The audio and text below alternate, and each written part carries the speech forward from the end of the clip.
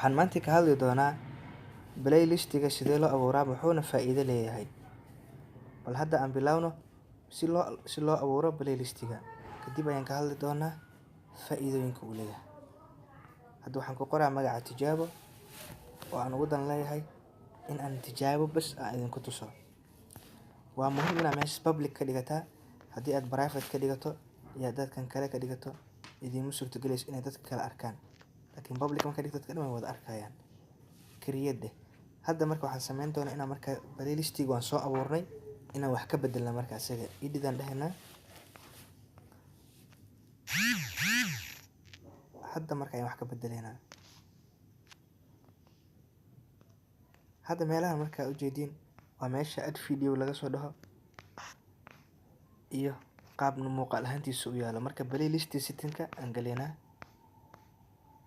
Hadda meesha kore public way noo tahay. Waa u jeedin public way noo tahay ilaa hadaan hore u soo dooranay.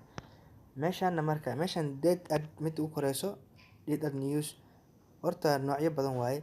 Mid koowaad waxaa waaye wuxuu noqonayaa waqtiga aad soo gelisay ugu horeeyo oo markuu soo galaa kan kalena wuxuu sameynaa waqtiga dambe uu ku hormarinaa. Markan manual inaad ka dhigato ayaa ku wanaagsan. Meeshana waa inaad tigta saarata ay ku qoran tahay add new video. Kadibna meeshas kore tigta saaro additional option. Hadda marka waxaan sameynaa marka automatic add. Automatic add kan waxay ka caawinaysaa in aad sameysatid magaca title-ka ku qoran. Hadda aad ku soo qortay video waxay ka hadlaya ka soo qabado YouTube ka hadlaa heesa ka hadlaayo haddii uu ka hadlaayo maxaa la aflaam.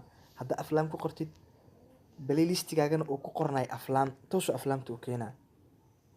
Haddii uu ku qornay maxaa la dhahaa ciyaaro toos u keenaa playlistigaaga.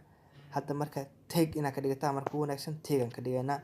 Meesha title continuous kan waxaan ka dhigaynaa ayadana tag.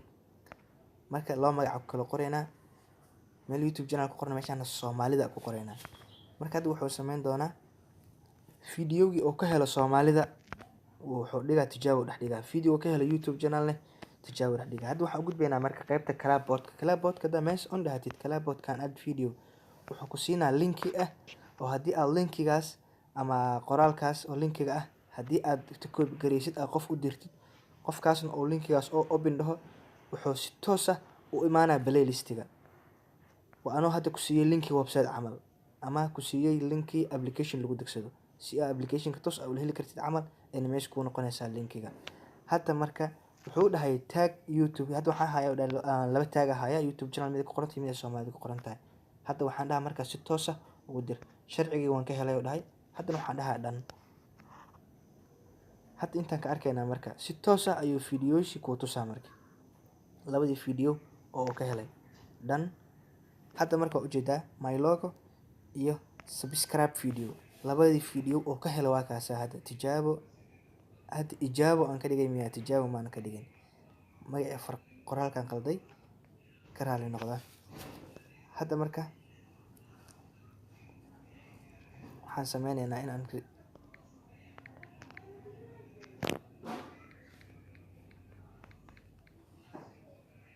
description-ka wax ku qorno marka description-kana waxaad ku qoran kartaa meel yar oo description horta leeyahay. Description-ka marka aad ku qortid wixii asaga gudihiisa ku jiro faahfaahin ahaan ugu dul qoranay bas wuuna ku soo muujinaa. Hadda waxaan ku qoray walaal haddaad ku cusub tahay channel-ka subscribe saar. Wabillahi tawfiiq. Assalaamu calaykum waraxmatullaahi wabarakaatuh. Drop it.